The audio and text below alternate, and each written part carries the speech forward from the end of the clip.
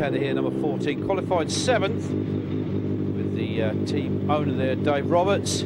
Dave never wants to talk to our cameras, disappears as soon as he sees us coming. So we wait now for the grid to be cleared. Steve Webster, his passenger Paul Woodhead here, just waiting to clear the grid. Well, here we go, we're under starters orders, and Ian's joined me back in the commentary position, and they're away. And who's going to get the better of this one? Yangi, what do you reckon? Well, yeah, Tim and Tristan Reeves got a good start from the second row there, but Tom Hanks also made a good start from his 6th position on the grid, and he's up into 3rd place by the looks of it at the moment.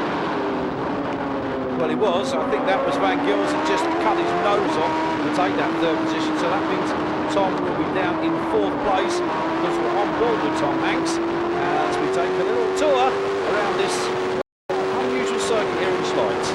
Yeah, using the main road between the town of Schleiz and neighbouring villages.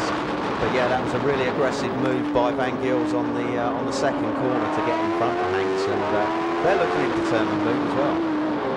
Well, the battles are on, and I don't really know who to put my money on. Yeah, well, you have to say Steve Webster and Paul Woodhead after that dominant display in qualifying, really. But Tom Hanks, well, you know, keeping to his word, 6th in qualifying, not very happy, but instead the race is a different story. Well, he's got 3 in front. The first of those, of course, is Martin Van Gils and his son Tony. So here we go. Very tight set of corners here as they head up over the top. Yeah, that's the slowest corner on the circuit, and as you see, almost a dead stop. Hanks was nearly on the dirt, right across the inside of the track, trying to get the better of Van Gils.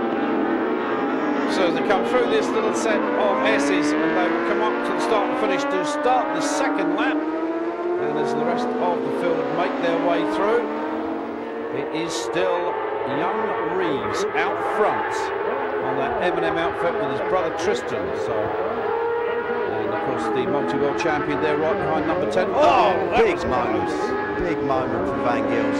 Very, very lucky to get away with that one, and that would have chucked some dirt up in the face of Tom Hanks. 55 there, Mr. Hanny. Well, let's have a look at that again. So that's it off the on-board shot, and you say, Ian, he was a little lucky to get away with that one. Yeah, it didn't look so bad off the on-board shot, but from the trackside camera there, you just saw it was completely on the grass and lucky not to turn that outfit over.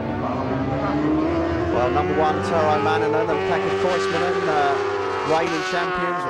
Koismanen struggling through that Essie section there. It's a very bumpy circuit, and it really does give the passengers a hard time. With Van Gils obviously trying as hard as he possibly can to get on terms with the 2 men out front. Tom Hanks has started to drop off the pace just a little bit. Do you think he has a problem?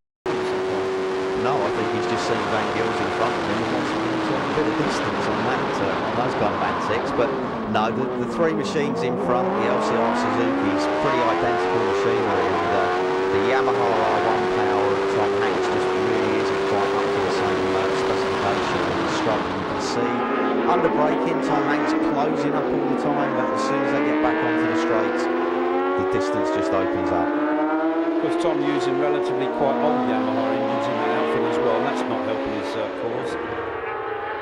Well, Steve Webster now making a move on Tim and Tristan Reeves, and very late on the brakes, lifting that sidecar wheel very high. Van Gils still in there as well, so this is shaping up to be a cracking race. He's losing something out the back of that outfit here, and he's definitely losing something. Oh, we've lost Hanksy! Oh dear, that's over the top. They both stood up and walked away. So fingers crossed that's not too serious, but let's have a look at that again. Look at that, losing oil or something off the back of that outfit. That's definitely oil coming out the back there, and Tom Hanks immediately behind Van Gils, nothing he could do about it, and well, looping that outfit a couple of times, both getting thrown out, but thankfully both up and okay. Well, let's have a look at it from the onboard shot. You can definitely see something hitting the lens. There's that oil, and there he goes, and that's about it as far as our onboard camera was concerned, and the red flag has gone out to stop the race. Yeah, we've had a report that Billy Galros has gone off as well on that oil, and causing a lot of people some problems, so they're going to have to clean that up before we can get this race rerun. Well, despite the efforts of the track crew and many helpers, they were unable to clean the track up to the satisfaction of the riders, and the event was called a halt, and a result was then announced. But for Tom Hanks, we caught up with Tom, asking him how the race had gone and how was Phil, his passenger. Tom, really nasty looking incident out there. What happened? Yeah, it was going really well. I mean, we had upped our pace by nearly a second, and you know, we were keeping with them lads, no problem. But it looked like Van Gill's, I don't know if he blew up or something, but I saw a lot of big plume of smoke come out the back, and we were immediately behind him. So whatever he drops on the floor, we spun round and it went upside down. And you know, you're in lap of the gods when it's like that. We finished up in the gravel. Phil's a bit knocked about, he's in the hospital. We're going to go down and find him now and see how he's doing. Well, with the result taken from the previous lap before the red flag went out, Tim Reeves was left with the decision to decide whether the race should be rerun or not. Tim, difficult conditions and difficult decisions to be made out there. Yeah, it was. I don't ever want to be in that situation again when I have to make the decision. But personally, I thought it was the right decision. But I mean, if it hadn't been down to me and someone else had made the decision to go, then I would have pulled off anyway. So it was definitely too dangerous to have a proper race on. So it's better that we're all here and going home, and that's it, I think. So that's why I made that decision. And in the first part of the race, did you have any problems with the oil? Yeah, we came around the corner, the yellow flags were out, and saw Tom was upside down, so I rolled it off. And as we crested the rise into the left, I got into a big slide, and just knew then straight away that I could see the oil, so I could see Van Gill's bike obviously in the distance. So I just put my hand up straight away, and it obviously couldn't race with it like that. It was too dangerous. So disappointing day, but back for Spain, yeah?